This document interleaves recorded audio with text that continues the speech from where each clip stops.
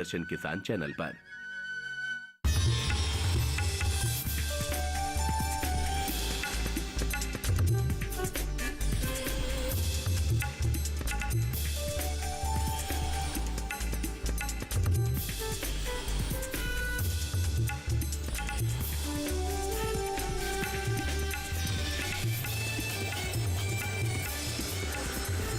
DD किसान, बदलते भारत की शान।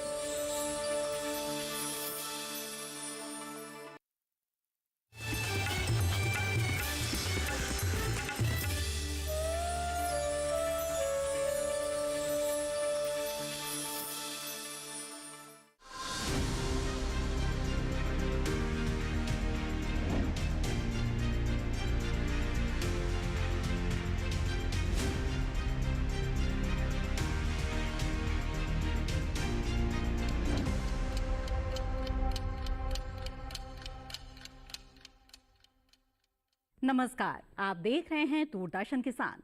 कार्यक्रम विचार विमर्श में आप सभी का स्वागत है। मैं हूं मोनालिसा।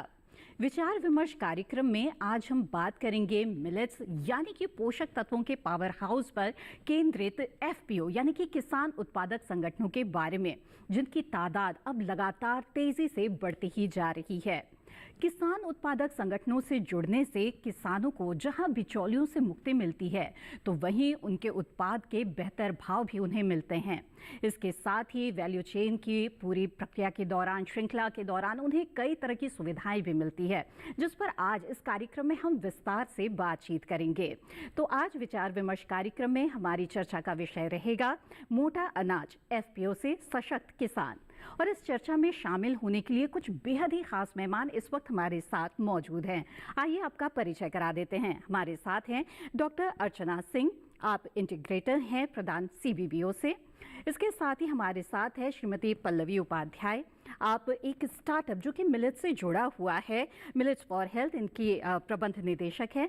इसके साथ ही हमारे साथ है श्रीमती रुचि जैन, जो कि निर्यातक होने के साथ साथ स्टार्टअप का भी संचालन कर रही हैं। इसके साथ ही हमारे साथ श्रीमती बबीता शर्मा जुड़ी हुई हैं, जो कि सहायक प्रबंधक है राष्ट्रीय बीज निगम से। आप सभी का बहुत बहुत स्वागत है इस कार्यक्रम में। तो चर्चा की हम शुरुआत करेंगे, लेकिन आइए उससे पहले नजर डाल लेते हैं इस खास रिपोर्ट पर।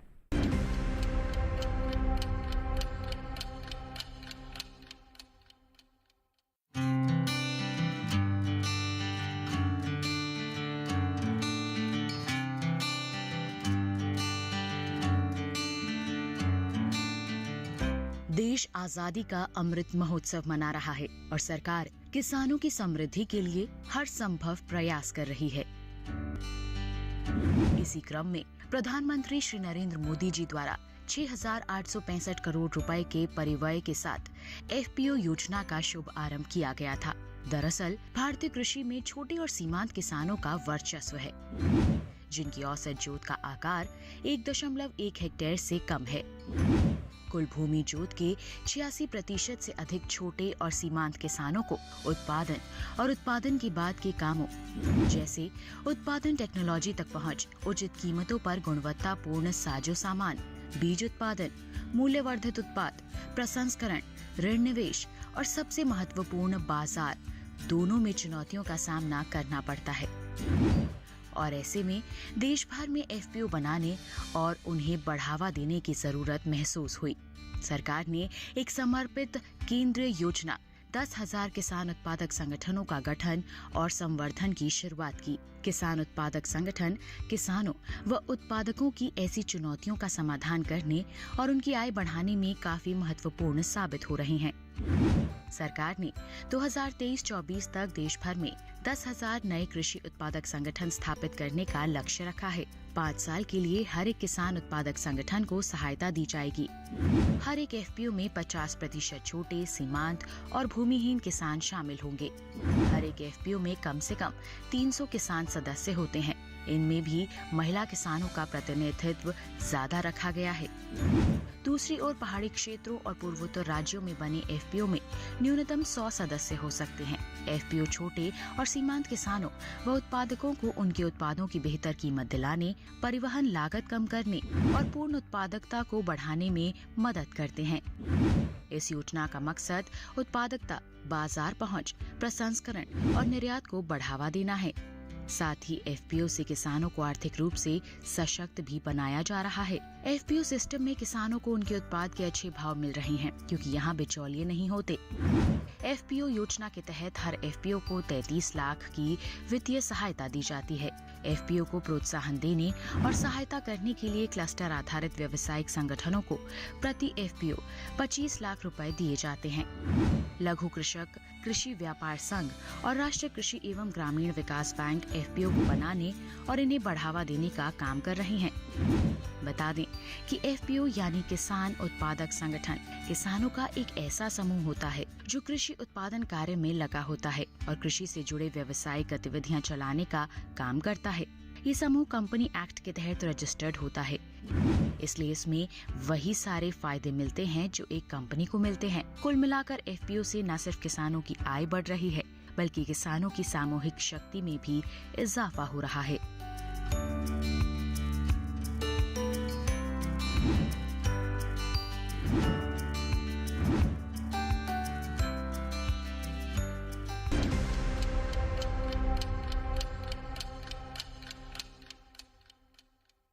जी हाँ, तो ये रिपोर्ट आपने देखी और आइए अब बातचीत की शुरुआत करते हैं। और जो एफपीओ है, किसान उत्पादक संगठन है, इसकी उपयोगिता के बारे में तो हमने बहुत सारी बातचीत की है, लेकिन खासतौर पे डॉक्टर अर्चना आपसे जानना चाहेंगे कि जब मिलेट्स की हम बात कर रहे हैं, जिसके लिए खास तौर पे ये साल बहुत ही अनोखा है क्योंकि अंतर्राष्ट्रीय पोषक अनाज वर्ष हम मना रहे हैं, ऐसे में आपसे खासतौर पर जानना चाहेंगे कि ये जो एफपीओ है वो इस दिशा में किस तरह से कार्य कर रहे हैं और किस तरह से मिलेट्स को बढ़ावा देने में इन एफपीओ की अहम भूमिका आजकल दिख रही है। तो सबसे पहले मैं परिचय देना चाहूँगी प्रधान एनजीओ का, जो कि सीबीबीओ के रूप में एफपीओ को संगठित करके उनको बिजनेस से जोड़ने में मदद कर रहे हैं। तो प्रधान संस्था लगभग 7 राज्यों में काम कर रही है और 20 लाख महिला किसानों को के साथ में वो अलग अलग उपजों के साथ में जुड़ी हुई है। कुल मिलाकर के 62 जो ये महिला किसान हैं उनको 62 एफपीओ में संगठित किया गया है और उनमें से लगभग सभी जगह में कुछ ना कुछ तो ज़रूर मिलेट हो रहे हैं क्योंकि हम लोग ज़्यादातर आदिवासी बाहुल्य इलाकों में कार्य करते हैं। मगर 4 एफपीओज हैं इनमें से जो डेडिकेटेडली उन्होंने अपने आप का अपना एक लक्ष्य रखा है, वो मिलेट पे संकल्पित हैं। मिलेट के उत्पादन को बढ़ाने में, उनको वैल्यू चेन में आगे बढ़ाने में और उसके जरिए कैसे करके महिला किसानों की आय भी बढ़ सकती है और खास करके महिला किसानों को सशक्त करने में। तो ये एक भूमिका मैं जो बता रही थी और खास करके मैं उदाहरण देना चाहूँगी एक एफपीओ, इन्हीं चारों में से एक एफपीओ का, जो कि हलचलित महिला किसान एफपीओ है, वो डिंडोरी में कार्यरत हैं। उन्होंने 2020 से महिला किसानों को, जो कि महिला किसान पहले ये मिलेट कृषक अलग अलग अपनी अपनी खेती कर रहे थे, तो असंगठित तरीके से कर रहे थे और जिसमें उनको बहुत सारी चुनौतियों का सामना करना पड़ता था। खास करके क्वालिटी, जो कहना चाहिए कि उत्तम बीज का मिलना, और क्योंकि जो न्यूट्री सीरियल है ये आने के बाद में इस पे एक जागरूकता तो बढ़ी है, लेकिन बीजों की उपलब्धि अभी भी कहना चाहिए, क्योंकि काफ़ी समय से एक तरह से धान और गेहूं पे इतना केंद्रित जोर आ गया कि इन बीजों की उपलब्धता ये अपने आप में एक बहुत बड़ी चुनौती थी इन महिला किसानों के लिए। तो सबसे पहले अगर कहना चाहिए कि पहला काम तो यही करना शुरू किया कि जिन घरों में, जिनके पास में जितने भी बीज थे उनको संग्रहित करना और उन इंडिजिनस बीजों को फिर उसको अच्छे से प्रोसेस करके, साफ करके, क्योंकि वो तो अनाज होता है, अनाज से उसको बीज के रूप में उसके लिए जो परीक्षण करने पड़ते हैं उनको किया। तो इस तरह से कहना चाहिए पहली चुनौती तो ये जो एफपीओ ने उसको दूर की और उन महिला किसानों को उत्तम बीज की उपलब्धता कराई। दूसरा, एक जब आता है कि बीज तो आ गया, लेकिन उसके बाद में क्योंकि ये ज़मीनें आज सारा किसान परिवार का जो सारा फोकस होता है वो अपनी धान की ज़मीन पे ज़्यादा हो जाता है, तो वो अपने संसाधन, अपने श्रम के संसाधन और जो बाजार से भी जो क्रय करके आदान लाते हैं इनपुट, उनको भी वो अपने ज़्यादातर या तो वो गेहूं के या फिर अन्य जो कीमती जो कहना चाहिए जिसको कमर्शियल क्रॉप्स हैं उन पे ज़्यादा उनका ध्यान रहता है। तो दूसरा अगर चुनौती जो कि इस FPO के सामने थी हल चलित महिला किसान के, कि कैसे किसानों का फोकस, उनका केंद्र, उनका ध्यान इन ज़मीनों पे लाया जाए। तो ये मुझे लगता है ये दूसरा बिंदु था, जो दूसरी चुनौती थी कि क्योंकि अगर वहाँ श्रम नहीं जाएगा तो उत्पादन नहीं होगा। तो जितना उत्पादन जितने की ज़रूरत है, तो एक बहुत बड़ा उनका कहना चाहिए कि उत्पादन बढ़ाने के लिए, क्योंकि वर्तमान में जो उनकी ईल्ड आ रही थी, क्योंकि बहुत ही कहना चाहिए कि नगण्य उनका बस बीज डाल दिया और उसके बाद में कोई इंटरकल्चर ऑपरेशंस नहीं करना और फिर उसके बाद बस काटने जाते थे। तो प्रोडक्टिविटी एनहांसमेंट, उत्पादकता बढ़ाना जो दूसरी एक बहुत बड़ी भूमिका थी। कई उपलब्धियां हासिल हुई है किसान उत्पादक संगठन के जरिए। इसमें खासतौर पर अर्चना जी मैं आपसे इस बारे में जरूर बात करना चाहूंगी कि जैसे कि आपने बताया कि महिलाएं इसमें काफी बड़ी तादाद में जुड़ी हुई है। जितने भी किसान उत्पादक संगठन है उसमें भी ये सुनिश्चित करने की कोशिश की जा रही है कि महिलाओं की भागीदारी ज्यादा से ज्यादा हो, और खास तौर पर लघु और सीमांत किसानों की भी बात करें तो 50% लघु और सीमांत किसानों का होना भी जरूरी है, जिनके साथ हम देखते हैं कि खेती किसानी के दौरान बहुत तरह की चुनौतियां रहती है। लेकिन अगर किसान उत्पादक संगठन के जरिए वो इस मोटे अनाज या पोषक अनाज से जुड़े हुए हैं तो इससे समुदाय के तौर पर उन पर किस तरह का प्रभाव पड़ते हुए आपने देखा? बिल्कुल, मुझे लगता है ये एक बहुत बड़ी चुनौती है। तो जब महिला किसानों के सामने जो खेती से जुड़ी हुई समस्याएं हैं, मौसम से जुड़ी समस्याएं हैं, वो तो समस्याएं हैं ही, लेकिन उनके साथ में परिवार से रोक टोक और पुरुष प्रधानता की जो रोक टोक है वो उनके साथ में एक और समस्या जुड़ जाती है, एक चुनौती जुड़ जाती है। तो यही सब सोचती तो ये समझ में आया कि इस FPO ने एक बात करी कि हम जब ये लोग नाम रख रहे थे तो उन्होंने सोचा कि हम इसका क्या नाम रखें। तो उन्होंने कहा हमें आज तक समाज ने हल चलाने से वंचित रखा है, क्योंकि जिस इलाके की मैं बात कर रही हूँ वहाँ पे महिलाओं को हल चलाना बिल्कुल उनको मना है। तो उनको लगा हम सबसे पहले अपना नाम भी ऐसा ही रखेंगे ताकि हम चुनौती दें समाज की इस सोच को कि महिला भी एक किसान है। तो एक तरह से तो यही नाम उन्होंने रखा, हल चलित महिला किसान FPC। तो इस तरह ये एक पहली बात थी, और इसके जरिए ही केवल मुझे लगता है कि एक छोटी बात नहीं है, उसके बाद उनके लिए बहुत बड़ा, क्योंकि उन्होंने अपना लोगो भी वही बनाया कि उसमें एक महिला को हल चलाते हुए दिखाया। तो ये एक बहुत बड़े जो समाज की चली आ रही दकियानुसी सोच थी उस पर उन्होंने एक प्रहार किया। कहीं उनकी इतने वर्षों की जो टीस थी उसको उन्होंने एक ताकत बनाया, एक संगठन की ताकत बनाया। और कहीं जो मुझे लगता है कि इस FPC ने जो बहुत ही अलग किया है, ये इसकी जो जितने भी अध्यक्ष और बोर्ड ऑफ डायरेक्टर हैं वो स्वयं जेंडर की एक बहुत अच्छी समझ रखती है। तो कहीं ना कहीं उस नींव की क्योंकि उनकी सोच की नींव यहाँ पे जेंडर के एक समानता मूलक समाज की परिकल्पना पे थी। कह सकते हैं कि जब हम किसान उत्पादक संगठन या पोषक अनाज के बारे में बात करते हैं तो ये बात जो है सिर्फ आर्थिक लाभ तक ही जुड़ा हुआ नहीं है, ये समाज के तौर पर भी बहुत ही अहम है। क्योंकि जिस तरह से डॉक्टर अर्चना आपने बताया हमें कि किस तरह से जो महिलाएं हैं उनके जीवन में कितना परिवर्तन आया है, और किस तरह से हम भी देख रहे हैं कि आज के हमारे पैनल में भी महिलाओं की भागीदारी बहुत है, जबकि अलग अलग क्षेत्र से जुड़ी हुई हैं ये तमाम महिलाएं। तो यहाँ पर इस बातचीत को आगे बढ़ाती हूँ और बबीता जी मैं आपके पास आना चाहूंगी कि जैसे कि डॉक्टर अर्चना ने बताया कि बीज जो इनपुट है वो सबसे ज्यादा महत्वपूर्ण विषय होता है, और ऐसे में आपसे जानना चाहेंगे कि ये बीजों की जो उपलब्धता है बहुत बड़ी जिम्मेदारी राष्ट्रीय बीज निगम की इसमें होती है। तो ऐसे में जब पोषक अनाज की हम बात करते हैं तो अब खेती को भी बढ़ावा मिलने लगा है, चूंकि इससे जुड़ा जो एक पूरा परिदृश्य है वो बदलने लगा है। तो ऐसे में आपसे जानना चाहेंगे कि किस तरह से इसकी जो बीज की उपलब्धता है वो सुनिश्चित करने की कोशिश की जा रही है। जी, राष्ट्रीय बीज निगम जो है पूरे भारत में बीज उत्पादन का कार्य करता है। करीबन हमारे यहाँ 12,500 बीज उत्पादक और 5 हमारे अपने फार्म हैं जिनके द्वारा हम बीज उत्पादन करते हैं। तो मिलेट्स भी हम 2014 से और भी उससे पहले, लेकिन हम थोड़ा करते थे। 2018 से हमने मिलेट्स उत्पादन काफ़ी बढ़ाया है। पिछले वर्ष हमने 25,000 क्विंटल बीज उत्पादन किया और इस बार हमारा टारगेट है करीबन हम उसको 40 से 50,000 क्विंटल में लेके जाएं, जिसको कि हम 3500 हमारे अधिकृत बीज विक्रेता के माध्यम से पूरे देश में उपलब्ध कराते हैं। और इस वर्ष हमने 553 के करीब हमारे FPO हैं जिनको बीज विक्रेता के रूप में अधिकृत कराया है। उनके पास भी मिलेट्स के बीज हम देश के विभिन्न स्थानों पर भेजते हैं और वहाँ की क्लाइमेट के अकॉर्डिंग जो वैरायटी वहाँ सुटेबल हैं उनकी अकॉर्डिंग ही हम वहाँ पे बीज करवाते हैं, सप्लाई भी करवाते हैं। और इसके अलावा हम बीज उत्पादन जो करवा रहे हैं वो भी बीज उत्पादक किसानों से करवा रहे हैं, 12,500 से ऊपर हैं। और इसके लिए हम किसानों को बहुत मार्केट रेट से करीबन 20 से 25% ज़्यादा इंसेंटिव देते हैं और खुद बीज का प्रोक्योरमेंट कर रहे हैं। बिल्कुल, तो इससे इस बारे में और भी विस्तार से आगे बातचीत करेंगे। इस बीच पल्लवी जी आपसे मैं जान लेना चाह रही हूँ कि आप भी ढेर सारे किसानों से जुड़ी हुई हैं अपने स्टार्टअप के माध्यम से, तो किस तरह से प्रोसेसर और किसान के बीच की दूरी को एक तरह से पाटने का काम आप कर रहे हैं?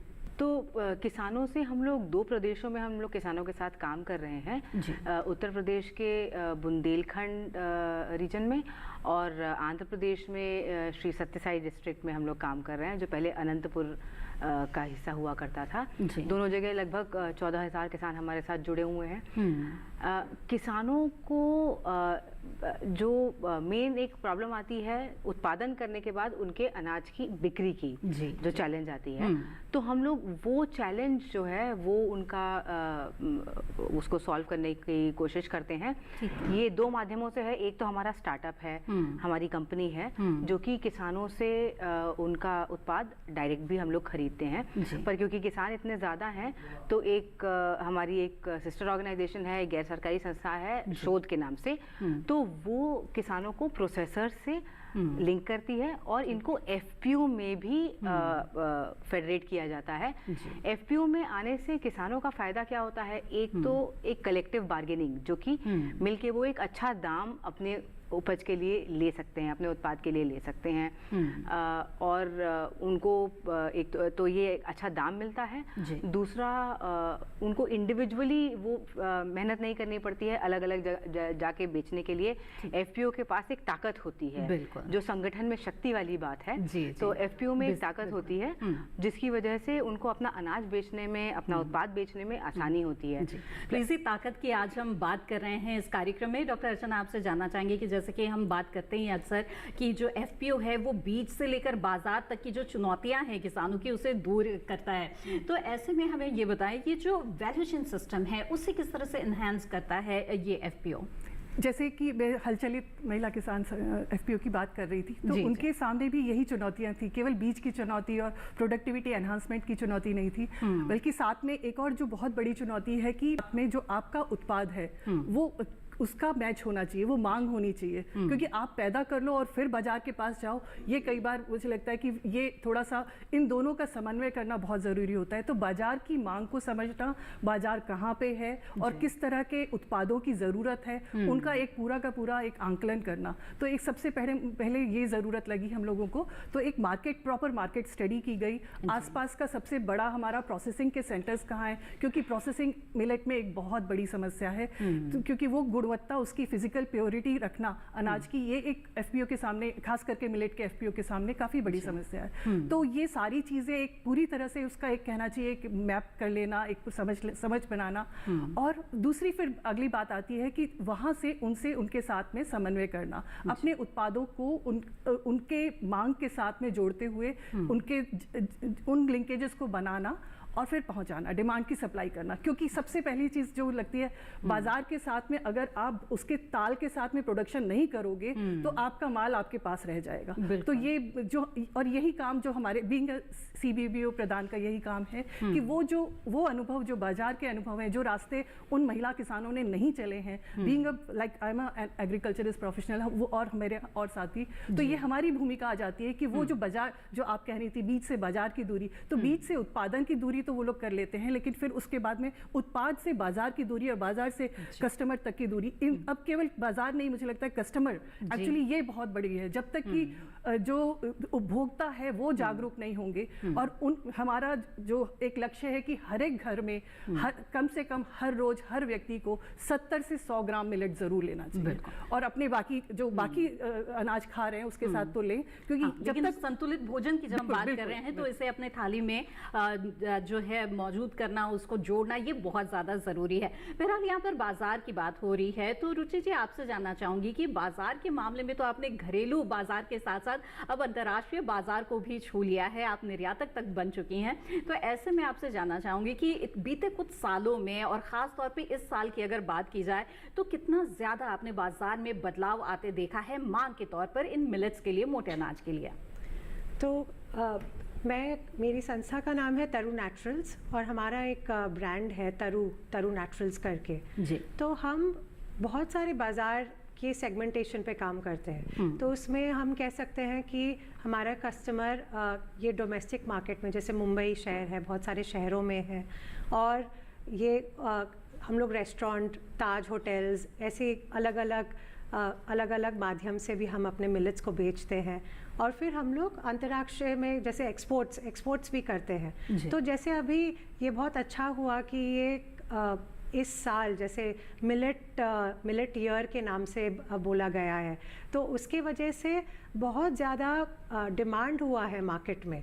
और हम अभी क्या करते हैं, हम छोटे छोटे किसानों से खरीदते हैं, तो छोटे छोटे किसान से भी खरीदते हैं और FPOs में से भी खरीदते हैं। तो अभी तो हम 14 स्टेट में जैसे लगभग काम कर रहे हैं, पर अभी मिलेट्स सिर्फ 4 स्टेट से खरीदते हैं, क्योंकि ये जो 4 स्टेट में मिलेट्स का जो प्रोसेसिंग है और जो उत्पादन है वो अच्छी तरह से हो रहा है। और इससे क्या होता है कि जैसे अभी डिमांड आती है हमारे बाहर देशों से, तो जो क्वालिटी है सिर्फ कुछ ही जैसे महाराष्ट्र हो गया, तेलंगाना, ये अनंतपुर से खरीदते हैं, और ऐसे कुछ ही प्रदेश से हम खरीद पाते हैं क्वालिटी के वजह से।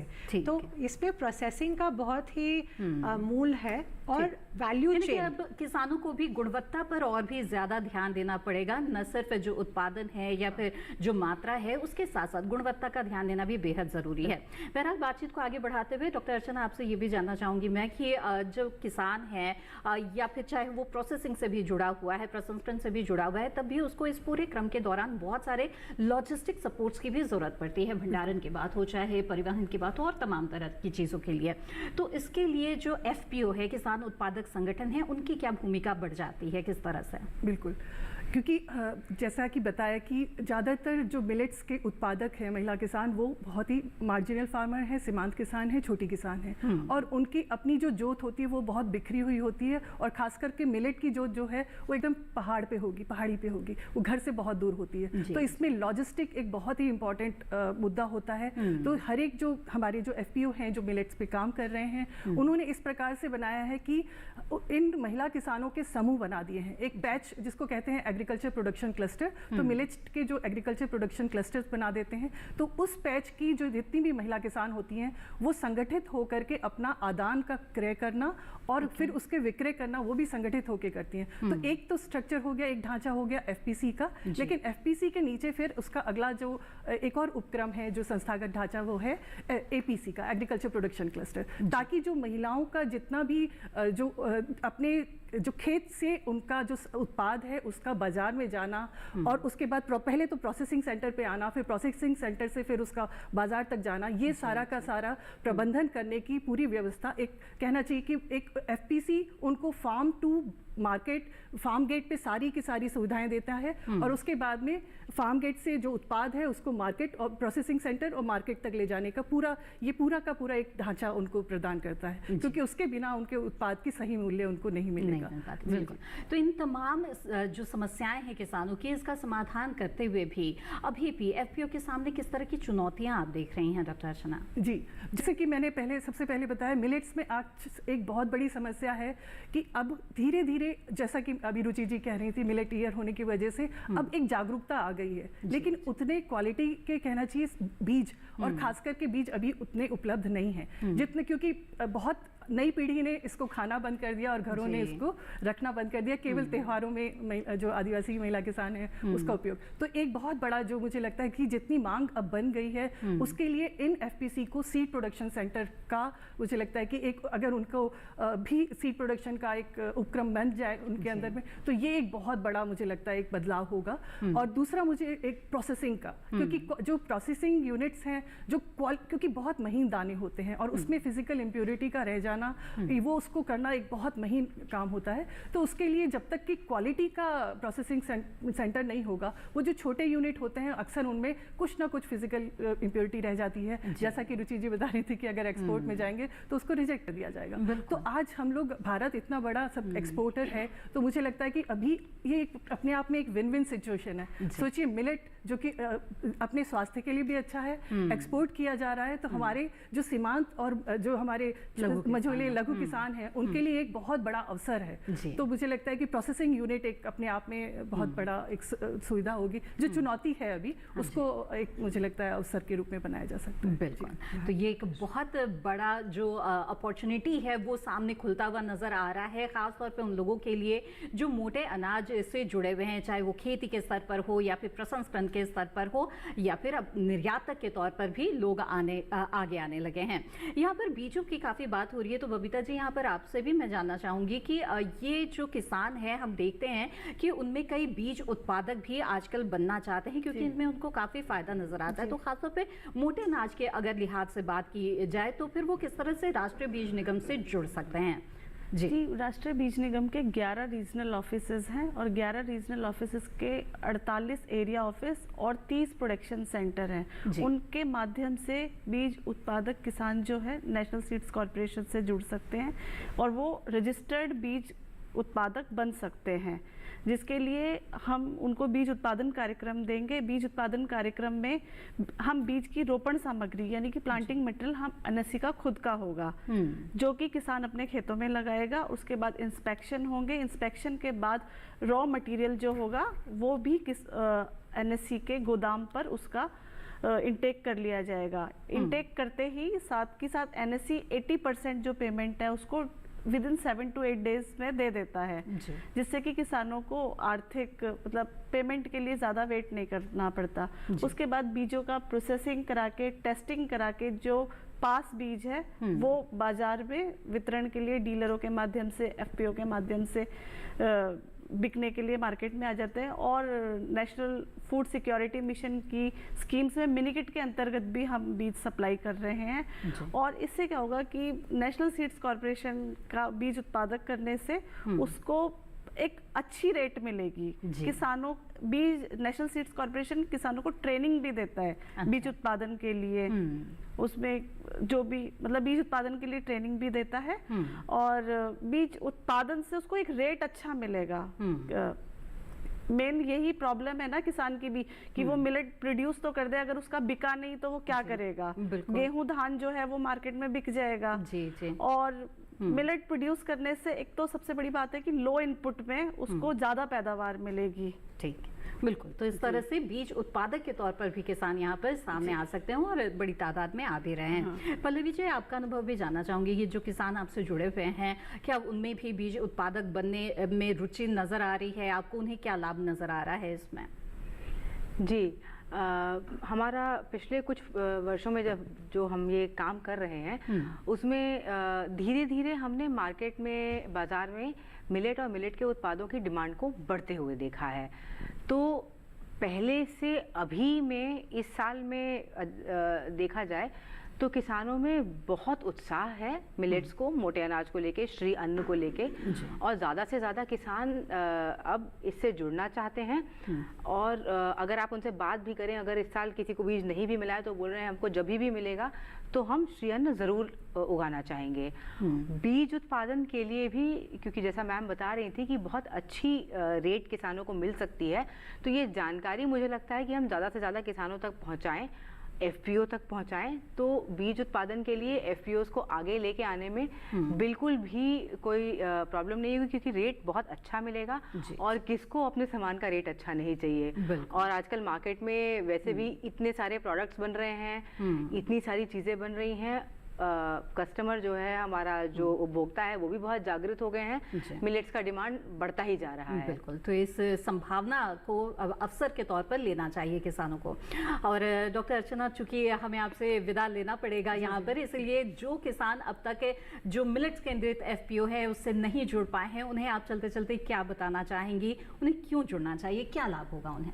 बिल्कुल, मैं सभी सीमांत किसान और ख़ास करके लघु किसानों को कहना चाहूँगी कि एक श्री अन्न और मिलेट के रूप में हमारे सामने एक अपार संभावना है, जिसका कि आज से पहले हम लोग उसका कहना चाहिए उपयोगिता नहीं समझते थे। वो अपने आप में एक कहना चाहिए कि हम धान लगाते हैं और उससे कहीं 70% पानी इसमें कम लागत में श्री अन्न हो जाता है। तो एक तरफ हमारे आदान कम लगेगा, दूसरा हमारे खुद की सेहत के लिए अच्छा है, और आज की बढ़ती हुई मांग जो कि स्वास्थ्य के लिए बहुत ज़रूरी है। तो मुझे लगता है अब जो स्वास्थ्य को सचेत होकर के जो कस्टमर हैं, उपभोक्ता, वो इस और बढ़ रहे हैं। तो इस उपभोक्ताओं की इस संकेत को समझते हुए मुझे लगता है ये अवसर है कि आप ज़्यादा से ज़्यादा संख्या में आगे आएँ और मिलेट के साथ में एक मिशन के रूप में जुड़ें और अपनी भी आय भी बढ़ाएं, अपने घर का स्वास्थ्य भी बढ़ाएं, अपने घर का पोषण भी बढ़ाएं और साथ में एक उचित आय भी बढ़ाएं। मुझे लगता है कि मुझे लगता है कि प्रकृति के लिए भी, आपकी अपनी जो ज़मीन है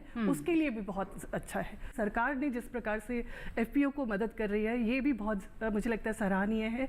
खास करके जो मैं हल चलित की बात कर रही थी एफपीसी की, उसको संगठित करने में, उसको प्रसंस्करण की सुविधाएं देने में आईएमआर का बहुत बड़ी भूमिका रही है। इसके अलावा एनआरएलएम जो योजना है उसने महिला किसानों को सशक्त करने में और क्रेडिट की सुविधा उपलब्ध कराने में एक बहुत बड़ी भूमिका है। तो ये काम केवल अकेले मुझे नहीं लगता कि किया जा सकता है। इसके लिए बहुत ज़रूरी है कि हम समाज, बाजार, सरकार और हम सभी को एक साथ आकर के इन लघु और सीमांत महिला किसानों की मदद करनी चाहिए, इन एफपीओ को सशक्त करना चाहिए। तो इसी के साथ डॉक्टर अर्चना से हम यहाँ पर विदा लेंगे, लेकिन हमारे साथ चर्चा में प्रगतिशील किसान शामिल होंगे, उनसे भी हम बात करेंगे मोटे अनाज पर केंद्रित एफपीओ के बारे में। लेकिन फिलहाल यहाँ पर कार्यक्रम में वक्त हो गया है एक छोटे से ब्रेक का। जल्द हाजिर होंगे, आप बने रहें दूरदर्शन किसान पर।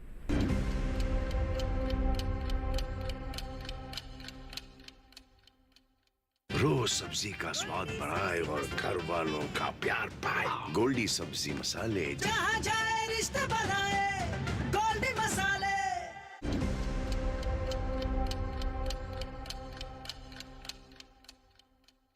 ब्रेक के बाद आप सभी का फिर से स्वागत है। आप देख रहे हैं कार्यक्रम विचार विमर्श, जिसमें आज चर्चा का विषय है मोटा अनाज, एफपीओ से सशक्त किसान। जी हाँ, मोटा अनाज केंद्रित जो किसान उत्पादक संगठन हैं उनके बारे में आज इस कार्यक्रम में हम चर्चा कर रहे हैं। हमारे साथ चर्चा में शामिल होने के लिए एक और खास मेहमान जुड़ गए हैं। आपका परिचय करा देते हैं। धर्मेंद्र कुमार मौर्य जी हमारे साथ जुड़ गए हैं, जो कि प्रगतिशील किसान हैं, इसके साथ ही किसान उत्पादक संगठन से जुड़े हुए हैं, और खास बात ये भी है कि ये शिक्षक रह चुके हैं। तो आइए जानते हैं इनसे कि किस तरह से शिक्षण के साथ साथ इन्होंने किसान उत्पादक संगठन से जुड़ना चुना। तो धर्मेंद्र जी बताएं कि क्यों आपने मोटे अनाज से जुड़े जो किसान उत्पादक संगठन हैं उससे जुड़ने का विचार आपको कैसे आया?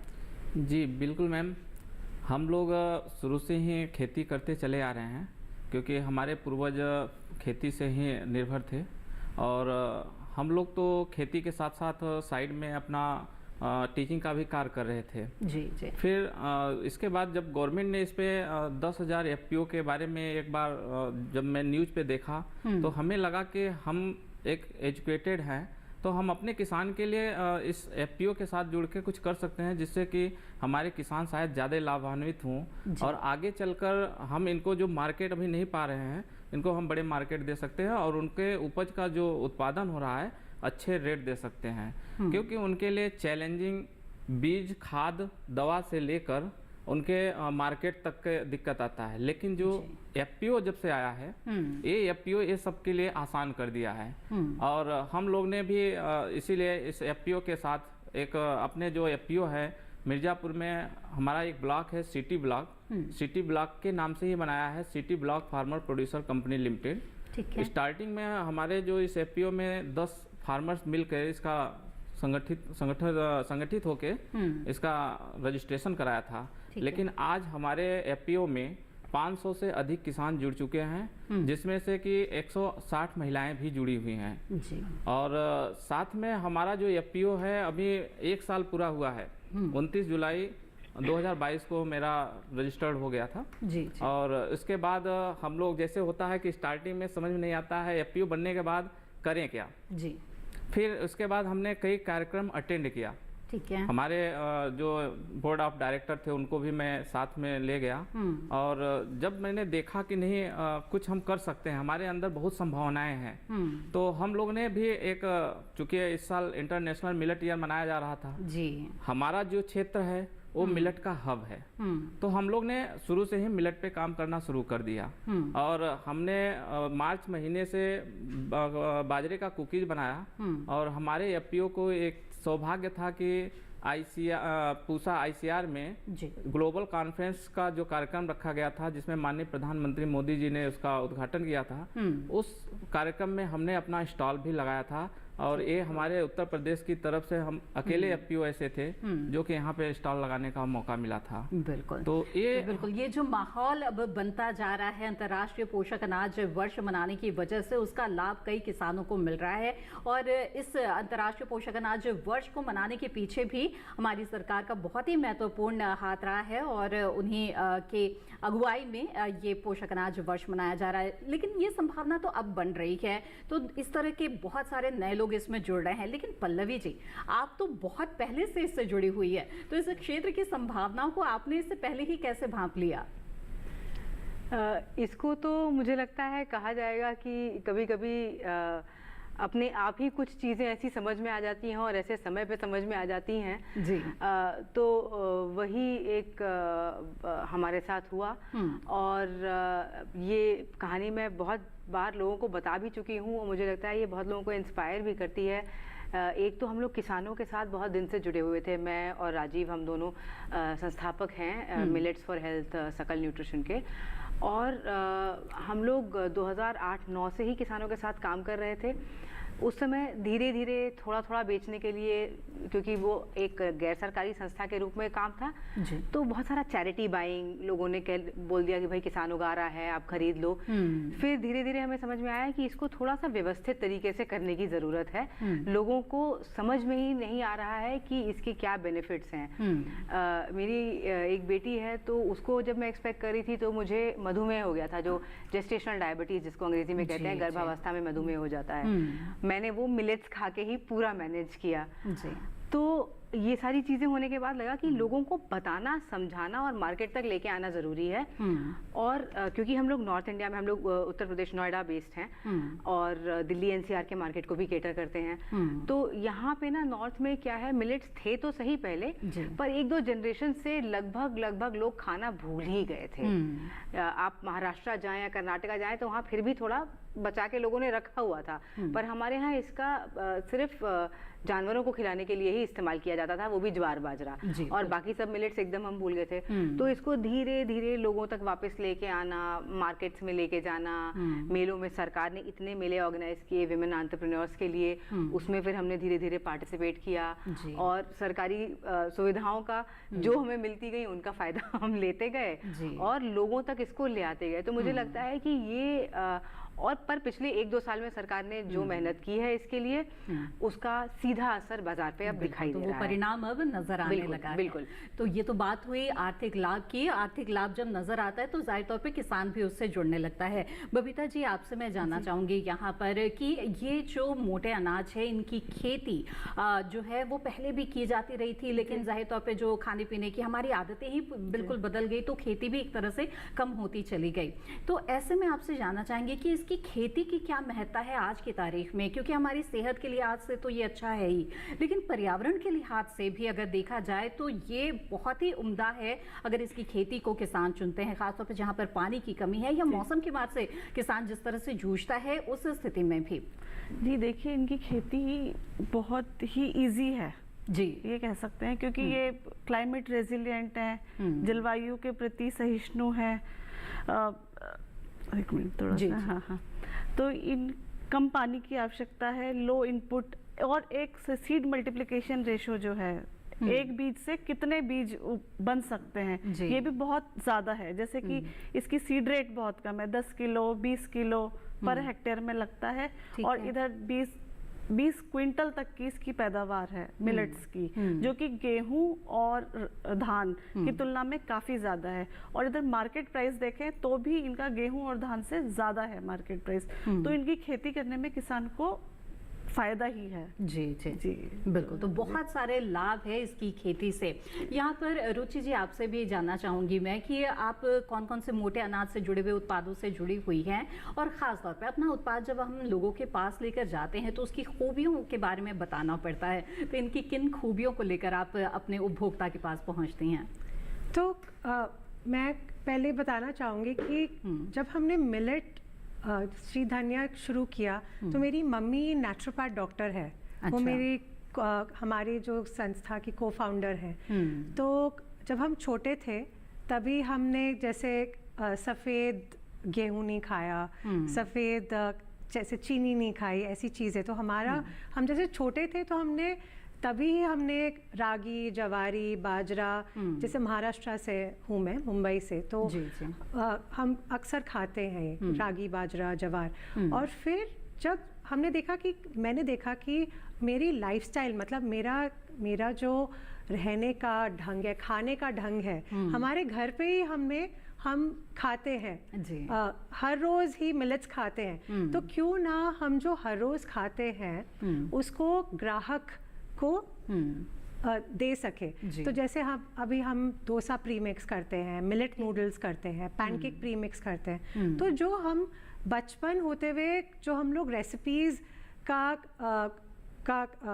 जैसे हम इस्तेमाल करते हैं, जैसे मम्मी बनाती थी वो ही हम अभी बेचते हैं। तो फिर उसमें हमने कुटकी डाल दिया, कंगनी डाल दिया। अच्छा। तो आप देखेंगे कि जैसे डायबिटीज़ के लिए बहुत अच्छा रहता है कंगनी और कोडो मिलेट, पर मम्मी ये कहती है कि दोनों को मिक्स नहीं करना चाहिए। अच्छा। कि एक मिलेट को एक बार ही खाना चाहिए। तो ऐसे अगर आप देखोगे ऐसे पोषण पे अगर हम फोकस करें तो उस हिसाब से हम कस्टमर को बोलते हैं कि देखिए आप ये मिलेट खाइए, ये कंगनी का, तो ठीक है, अगले दिन अगर आपको चाहिए तो ये खिचड़ी खाइए, कुटकी का। तो इस हिसाब से हर पेशेंट के लिए अलग अलग है, और बहुत ज़रूरी है कि ये देसी बीज होना चाहिए। ठीक। देसी बीज और प्राकृतिक खेती। तो हम क्या कर रहे हैं कि छोटे किसान का प्राकृतिक खेती का जो मूल है वो देसी बीज से जुड़ा हुआ है, फिर उससे सप्लाई चेन करके फिर हम लोग ग्राहक को देते हैं कि देखिए अगर हमें पास्ता जो तो छोटे बस्ते हैं, गुणवत्ता का ख्याल रखती हैं। तो गुणवत्ता के विषय पर भी हम बात करेंगे, लेकिन जैसे कि रुचि जी ने बताया कि परवरिश के दौरान ही मिला हुआ जो इनका ज्ञान था वो अब इनके काफ़ी काम आ रहा है, और हर क्षेत्र की अपनी खास विशेषताएं होती है। तो धर्मेंद्र जी आपके बारे में जानना चाहेंगे कि आप किस तरह के मोटे अनाजों से जुड़े हुए हैं, आपके क्षेत्र में किस किस तरह के मोटे अनाज उगाए जाते हैं, और उगाने के क्रम में भी क्या आपने बदलाव देखा है पहले और आज के दौर के बीच में? जी बिल्कुल मैम, हमारा जो क्षेत्र है ज्वार, बाजरा, सांवा, कोदो, और जो रबी की खेती होती है उसमें जौ की भी खेती होती है, आज भी हमारे यहाँ होता है। और चूँकि अब जौ को मिलेट में तो नहीं रखा गया, लेकिन मोटे अनाज में उसको गिना जाता है जी। और ये हमारे यहाँ का मुख्य फसल है जो कि मोटे अनाज में है। और पहले हमारे यहाँ शुरू से ही इसकी खेती होती थी, लेकिन आज कंडीशन बदल गया है। जो चीज़ छोड़ दिया गया था आज पुनः उसको बोना शुरू कर दिए, क्योंकि सबसे अच्छी चीज़ ये है कि हमें जिस न्यूट्रिशन की ज़रूरत पड़ती है वो सब कुछ इन मोटे अनाज में मिल जाता है, चाहे वो फाइबर हो, चाहे प्रोटीन हो, जितने भी में चाहिए मिनरल्स सब कुछ मिल जाते हैं। तो एक चीज़ मैं बताना चाहूँगा, हमारे यहाँ पे शुरू से ही बाजरे का, जिसे हमारे भाषा में ढूंढा बोलते थे, अच्छा। वो खिचड़ी का जो त्यौहार होता है मकर संक्रांति का, उसमें बनता था, आज भी बनता है। और बहुत अच्छा, बहुत सिंपल प्रोसेस है, उसको लोग खाते हैं। और जैसे ही बाजरा तैयार होता था, हम लोग के घर में 4 महीने तक बाजरे की रोटी और बाजरे का जो भात बोलते हैं जिसे बनता है। और धीरे धीरे बीच में बंद हो गया था, लेकिन इस साल से फिर जैसे लगता है कि एक नया त्यौहार जैसा आ गया हो, अब फिर उसको शुरू कर दिए हैं लोग। और हेल्थ के लिए भी खा रहे हैं और चाह रहे हैं कि हम भी स्वस्थ रहें, साथ में हम अगर उसका उत्पादन करेंगे तो आने वाला जो भी समाज है वो सब भी स्वस्थ रहेंगे। तो बिल्कुल कह सकते हैं कि वापस से लोग अपनी पुरानी परंपराओं से जुड़ने लग गए हैं, जो कहीं ना कहीं वक्त के साथ पीछे छूटते चले गए थे। बहरहाल बातचीत को आगे बढ़ाते हुए बबीता जी, आपसे जानना चाहूंगी कि जैसे कि रुचि जी ने बताया हमें कि देसी बीजों का इस्तेमाल करना बेहद ही अच्छा होता है, तो ऐसे में देसी बीजों की जो उपलब्धता है वो किस तरह की है, और जो अब बीज उत्पादक आपके साथ आ रहे हैं, क्या आप उन्हें प्रोत्साहित करते हैं देसी बीजों के लिए?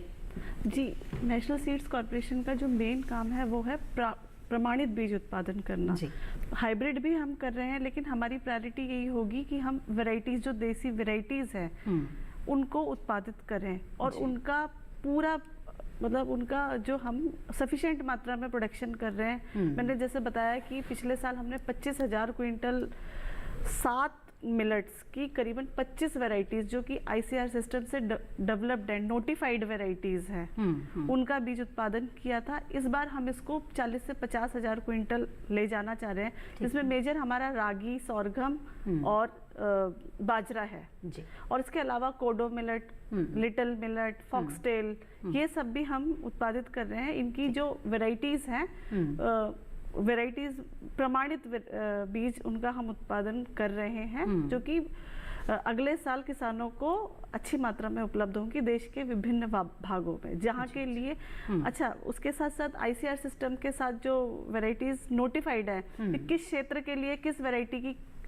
परफॉर्मेंस बेटर है, कहाँ पे उसकी पैदावार ज़्यादा होगी, कहाँ कम होगी, इसका भी नेशनल सीड्स कॉर्पोरेशन पूरा ध्यान रखता है और उसकी अकॉर्डिंग की उन क्षेत्रों पे उन वैरायटीज को उपलब्ध कराया जा रहा है। बिल्कुल। आइए अब आगे बढ़ते हैं और पल्लवी जी, आपसे जानना चाहूँगी कि अब जैसे कि आपने भी बताया कि ये जो पोषक अनाज है, इसकी पौष्टिकता जो इसकी सबसे बड़ी खूबी है, इसकी वजह से ही इसकी मांग बढ़ चली है, क्योंकि सेहत को लेकर अब वापस लोग बहुत ज़्यादा जागरूक हो गए हैं। तो ऐसे में ये बहुत ज़रूरी है कि उगाए जाने के क्रम में ऐसी जो प्रैक्टिसेस है वो फॉलो की जाए जिनमें कि रसायनों का इस्तेमाल कम से कम हो। तो ऐसे में आप जब उत्पाद बनाती हैं या आप जब किसानों से संपर्क करते हैं, तो किस तरह से ये सुनिश्चित करने की कोशिश करते हैं कि गुणवत्ता इसकी अच्छी हो? ये आपने बहुत अच्छा एक सवाल पूछा। मिलेट्स जो श्रीअन्न होते हैं, इनमें देखा गया है कि इनमें कम से कम केमिकल्स की ज़रूरत होती है, इनमें रासायनिक खाद और ये सब डालने की ज़रूरत नहीं है, इनमें कीड़े कम लगते हैं, तो पेस्टिसाइड्स का इस्तेमाल कम होता है। और ये पहले से भी देखा गया है कि ये ख़राब ज़मीन में भी, तो जिसमें और चीज़ें नहीं उग सकती हैं, ऐसी ज़मीनों में भी होते हैं। तो जब हम मिलेट्स की बात करते हैं तो अधिकतर मिलेट्स में केमिकल का प्रयोग तो कम ही हुआ रहता है। दूसरा, देखिए हम लोग छोटे किसानों के साथ काम करते हैं, तो छोटे किसान जो हैं, मार्जिनल फार्मर्स जिनकी बात हो रही है, तो बहुत सारे उनके पास रिसोर्सेज भी नहीं होते हैं कि वो इतना एक्स्ट्रा एक्सपेंस करें। तो मिलेट एक तो उनके लिए आइडियल क्रॉप होती है और फिर जो केमिकल फ्री नेचर होता है वो बहुत मेंटेन्ड होता है। दूसरा, अपने लेवल पे जब हम लोग किसी भी प्रोडक्ट को बनाते हैं, जैसे मिलेट के कुकीज़ हो गए या उनके चिप्स हो गए, मिलेट को चावल के रूप में ही खाली उसका छिलका निकाल के उनका अंकुरित आटा बनाते हैं हम, ये किसी भी प्रोसेस में हम उसमें कोई भी केमिकल का एडिशन नहीं करते हैं। सारे प्रोडक्ट्स को हम, क्योंकि जब हम इतनी अच्छी चीज़ खा रहे हैं तो उसमें कोई ख़राब चीज़ हम क्यों मिलाएं। तो जैसे अगर हम कोई वैल्यू एडेड भी प्रोडक्ट बनाते हैं तो उसमें हम सफ़ेद चीनी का इस्तेमाल नहीं करते हैं। ठीक है। अधिकतर गुड़ बेस्ड चीज़ें होती हैं, उसमें हम कोशिश करते हैं कि कोई प्रिजर्वेटिव्स ना पड़े, केमिकल्स ना पड़े। हम लोग ब्रेड वगैरह भी बनाते हैं, जैसे दिल्ली और एनसीआर, नोएडा, ये सब मार्केट के लिए, क्योंकि हम यहाँ ब्रेड की शेल्फ लाइफ थोड़ी कम होती है क्योंकि उसमें हम प्रिजर्वेटिव नहीं डालते हैं, तो वो ब्रेड अभी हम लोकल मार्केट के लिए ही करते हैं। तो रागी की ब्रेड हो गई, ज्वार की ब्रेड हो गई, और बर्गर बन हो गए, पाव हो गए, तो ये सारी चीज़ें भी हम बनाते हैं और इसमें केमिकल नहीं डालते हैं। तो किसी भी स्टेज पे हम कोशिश करते हैं कि जितना अच्छा श्रीअन्न हमारे पास आ रहा है, उसके जो हम उत्पाद बनाएं वो भी उतने ही अच्छे बनाएं और लोगों को अलग अलग तरीके से श्री अन्न उनके सामने लेके आए कि वो जो भी खाना पसंद करते हैं उनके पास खाने के लिए वो सारे ऑप्शंस अवेलेबल हों। तो बहुत सारे विकल्पों के साथ आज की तारीख में श्री अन्न से जुड़े हुए उत्पाद बाजार में उपलब्ध हैं। बातचीत हमारी जारी रहेगी, लेकिन कार्यक्रम में वक्त हो गया है एक और छोटे से ब्रेक का। जल्द हाजिर होंगे, आप बने रहें दूरदर्शन किसान पर।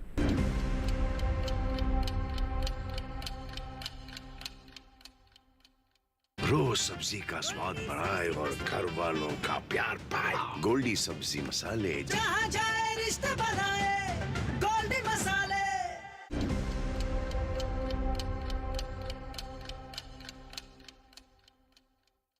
ब्रेक के बाद आप सभी का फिर से स्वागत है। आप देख रहे हैं कार्यक्रम विचार विमर्श, जिसमें आज हम मोटा अनाज केंद्रित किसान उत्पादक संगठनों के बारे में बातचीत कर रहे हैं।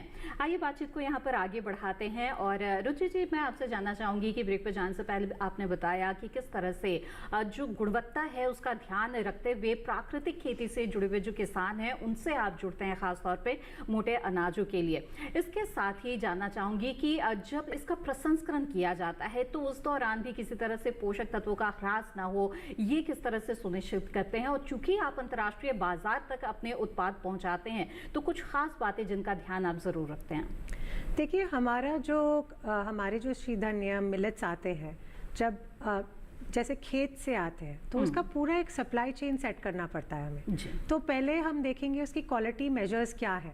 तो उसमें एक तो उसमें पत्थर नहीं होने चाहिए। बहुत ही अभी हम कह रहे हैं कि हाँ, खाने के वक्त पत्थर नहीं होने चाहिए, पर जैसे खेत के लेवल पे प्रोसेसिंग प्लांट बहुत ही कम है।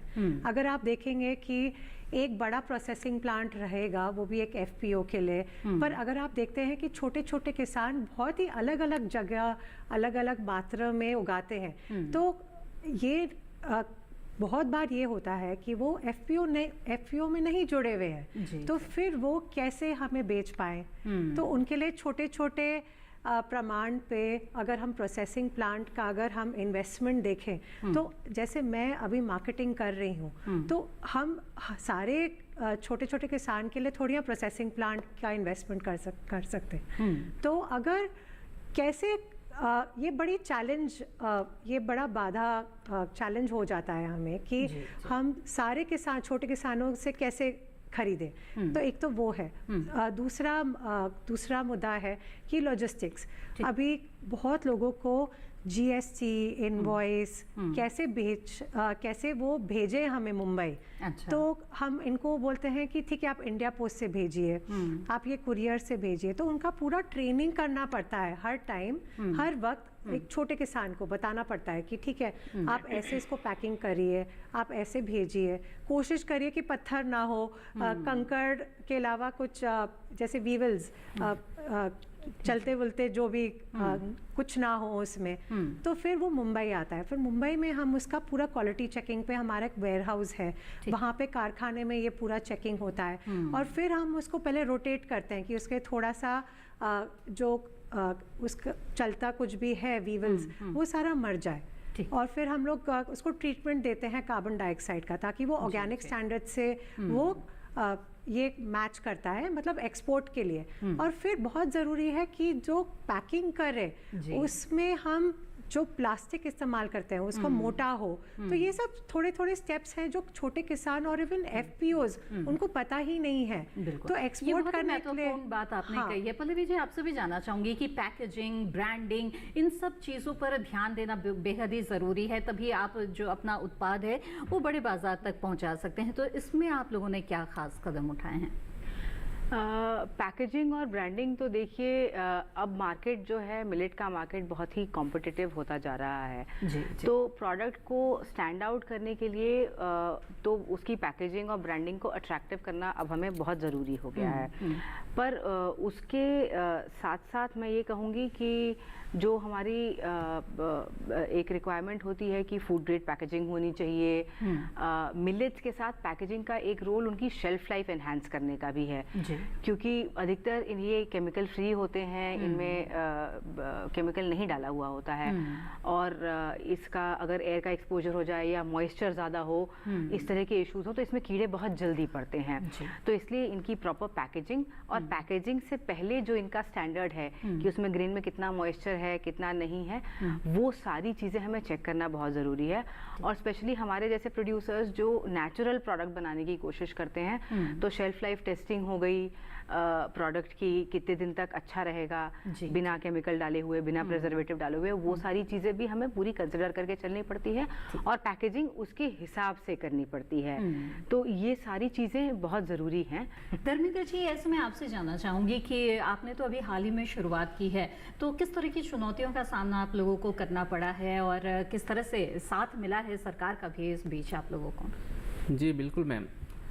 सबसे पहले तो ये मैं बता दूं कि जो किसान होते हैं, किसान केवल उत्पादन करते हैं, और उत्पादन करने के बाद उनके न तो क्लीनिंग देखना होता है और न तो उसके सॉर्टिंग करना होता है, तो ये काम एफपीओ करता है जी। जब किसान उनके साथ जुड़ता है तो अब उनका खरीदने के बाद एफपीओ अपने यहाँ पे अगर बड़ा मार्केट में बेचना है तो उसके लिए तो मशीन रखने पड़ेंगे, क्लीनिंग के लिए, सॉर्टिंग के लिए। और जैसे मैम ने बताया कि मॉइस्चर का बहुत बड़ा रोल है। अगर आप उसको कुछ दिन के लिए छोड़ देते हैं तो उसमें घुन जैसे कीड़े होते हैं वो लग जाते हैं।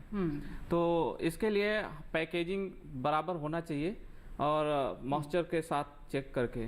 तो हम लोग के पास तो चैलेंजिंग बहुत था, लेकिन जब एफपीओ बनाया तो उसमें हम लोग ने इस पे ज़्यादा फोकस दिया और उसका क्लीनिंग, सॉर्टिंग, ग्रेडिंग ये सब करके, पैकेजिंग करके हम लोग मार्केट में उसको सेल करने का पूरा प्रावधान बनाया। बिल्कुल। रुचि जी, आपसे जानना चाहेंगे कि ये जो मोटे अनाज यानी कि श्रेय अन्न को लेकर के एक बाजार इस तरह का बन गया है जिसमें घरेलू से लेकर अंतर्राष्ट्रीय तक संभावनाएं बहुत ज़्यादा नजर आ रही है, तो आप इस दिशा में आगे बढ़ चुकी हैं और निर्यातक तक पहुंच गई हैं। अब आगे क्या विचार है, किस तरह की रणनीति है आपकी, योजनाएं क्या हैं? हम अभी फोकस कर रहे हैं कि जैसे मार्केट में बहुत सारे प्रोडक्ट आ गए हैं, बहुत सारे ब्रांड आ गए हैं, तो उसमें और क्या नया कर सके। जी। ऐसी कौन सी चीज़ें जो इम्पोर्ट हो रही हैं बाहर देशों से, तो उसके बदले में हम कैसे कैसे प्रोडक्ट बनाएं जो और उपलब्ध करा जाए, जैसे हमारे लोकल मार्केट में। एक तो ये है। दूसरी चीज़ है जैसे मिडिल ईस्ट हो गया मार्केट, यूएस मार्केट हो गया, ईयू मार्केट है, वहाँ पे बहुत ग्लूटेन फ्री का फैशन हो गया है। ग्लूटेन फ्री मतलब कि जैसे गेहूं में जो ग्लूटेन है उसके वजह से पेट का दर्द, ये सीलियाक डिजीज़, ऐसी चीज़ें हैं। तो फिर उसमें हम प्रोडक्ट इनोवेशन बहुत कर सकते हैं। तो और दूसरी चीज़ है प्रोटीन और न्यूट्रास्यूटिकल्स में मिलेट्स में बहुत काम हो सकता है। तो एक्चुअली हमने जो अभी शुरुआत करी है मिलेट्स और श्री धनिया से, ये तो अभी शुरुआत है। अभी हम देखते हैं आगे रिसर्च और फूड प्रोडक्शन में देखेंगे, तो अभी तो हमें बहुत आगे जाना है। बिल्कुल, संभावनाएं बहुत ज़्यादा यहाँ पर है। पल्लवी जी, छोटी सी टिप्पणी आपकी भी चाहूँगी। उत्पाद के मामले में आप लोगों ने बहुत नवाचार किया है, आगे की क्या योजना है? आगे की योजना में देखिए, हमें मार्केट बढ़ाना है। एक्सपोर्ट मार्केट में तो बिल्कुल अब इसकी डिमांड बढ़ती जा रही है। जो भारतीय भी दूसरे देशों में है, जो इंडियन डायस्पोरा है, उसमें भी इसकी डिमांड काफ़ी बढ़ती जा रही है। तो इस तरह के मार्केट्स को हम लोग बहुत अच्छे से टारगेट कर सकते हैं।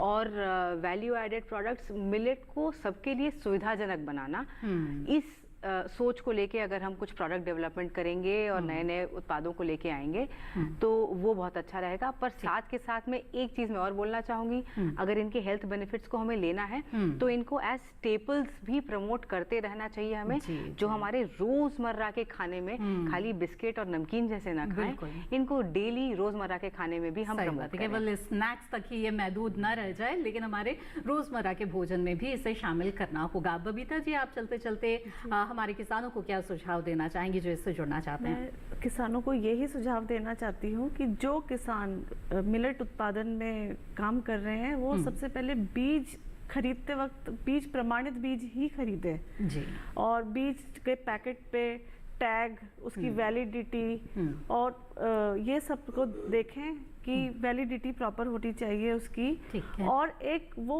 उस जिस क्षेत्र में उन्हें बीज लगाना है उस क्षेत्र की अकॉर्डिंग जो वैरायटी रिकमेंडेड है उस क्षेत्र के लिए उसी को लगाएं। ताकि उससे पैदावार ज़्यादा आ सके। बिल्कुल। और धर्मेंद्र जी, आपकी आखिरी टिप्पणी चाहेंगे उन लोगों के लिए जो अभी तक FPO यानी कि किसान उत्पादक संगठन से नहीं जुड़े हैं, श्री अन्न से जुड़े हुए जो किसान उत्पादक संगठन है उसकी आगे की संभावनाओं को देखते हुए आप उन्हें क्या कहना चाहेंगे? बिल्कुल, मैं तो ये कहूँगा कि सभी हमारे जो किसान हैं वो FPO से जुड़े, क्योंकि FPO से वो जुड़ते हैं तो सीधे वो मार्केट से जुड़ते हैं और साथ में अपने इनकम को जो दुगनी करने की ओर अग्रसर होना होता है वो निश्चित तौर पे उसको पाएंगे। FPO उनके लिए उनके घर पे उनका संभावनाएं दे रहा है, इसलिए मैं चाहूँगा कि हमारे जितने भी किसान भाई हैं वो FPO से जुड़े और उसके जितने भी लाभ हैं वो लाभ लें। क्योंकि मैं एक चीज़ और बताना चाहूँगा कि FPO केवल मार्केट ही नहीं, किसानों के लिए यंत्र भी सब्सिडियां पे आती है गवर्नमेंट की, जो कि FPO इसमें बहुत बड़ा रोल कर रहा है उन किसानों तक देने के लिए। क्योंकि अभी तक जो किसान थे वो उनको पता ही नहीं होता था कि हमारे लिए क्या योजना आता था, लेकिन जब से FPO बना है तब से सभी किसान को ये जानकारी हो गया और हम लोग खुद उनके लिए काम कर रहे हैं। जो चीज़ योजना आती है, जिन किसान को जिन चीज़ों की या जिस यंत्र की ज़रूरत होती है उसको पूरा दिलाने का सहयोग करते हैं। बुकिंग भी होता है तो बुकिंग भी कराते हैं। इस तरह से हम लोग काम कर रहे हैं। मैं चाहूँगा कि हमारे जो किसान भाई हैं FPO से जुड़े। हमारा जो FPO है इस वक्त बिंद मिलेट्स के नाम पे काम कर रहा है, जिसमें प्रोसेसिंग यूनिट बैठाया हुआ है। बिल्कुल, तो इसका लाभ आपको नजर आ रहा है। तो जाहिर तौर पे आपने जो अपने अनुभव साझा किए हैं, मुझे उम्मीद है कि जब किसान इसे देखेंगे तो वो भी जरूर इसकी उपयोगिता को समझते हुए जुड़ने की कोशिश करेंगे। धर्मेंद्र जी, रुचि जी और इसके साथ ही पल्लवी जी, बबीता जी, आप सभी का बहुत बहुत धन्यवाद हमारे साथ इस चर्चा में शामिल होने के लिए। और बहुत ही महत्वपूर्ण जानकारियां यहाँ पर आपको मिली है। जो मिरेकल ग्रेन है, मिलेट्स यानी कि श्री अन्न, इसके क्षेत्र में किस तरह से किसान उत्पादक संगठन अब आगे आ रहे हैं और इसका लाभ सीधे सीधे किसानों को, महिलाओं को और लघु और सीमांत किसानों को भी मिल रहा है। तो अगर अभी तक आप इससे नहीं जुड़े हैं तो जरूर इसके बारे में सोचें। ये आपके उज्जवल भविष्य के लिए बहुत ही अच्छा विकल्प साबित हो सकता है। तो उम्मीद है विचार विमर्श का आज का ये जो कार्यक्रम है ये आपको जरूर पसंद आया होगा। इस कार्यक्रम के बारे में अपने विचार आप हमारे साथ साझा कर सकते हैं। आप हमें ईमेल भेज सकते हैं। ईमेल आईडी है vicharvimarsh08@gmail.com। इसी के साथ विचार विमर्श में आज बस इतना ही। फिर हाजिर होंगे लेकर एक और विषय। तब तक के लिए दीजिए इजाजत। आप बने रहें दूरदर्शन किसान पर। नमस्कार।